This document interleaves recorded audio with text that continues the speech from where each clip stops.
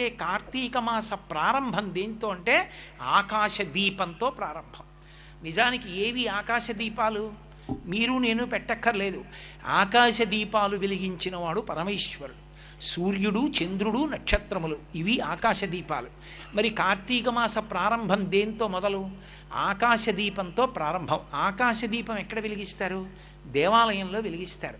దేవాలయంలో ధ్వజస్తంభానికి తాడు కట్టి ఒక చిన్న పాత్రలో దీపం వెలిగించి గాలికి నిధనం కాకుండా రంధ్రములతో ఏర్పాటు చేసి దాన్ని జాగ్రత్తగా సమంత్రకంగా భగవంతుడి నామాలు చెప్తూ భక్తులందరూ చుట్టూ నిలబడి ఉండగా ఆ దీపాన్ని పైకెత్తుతారు.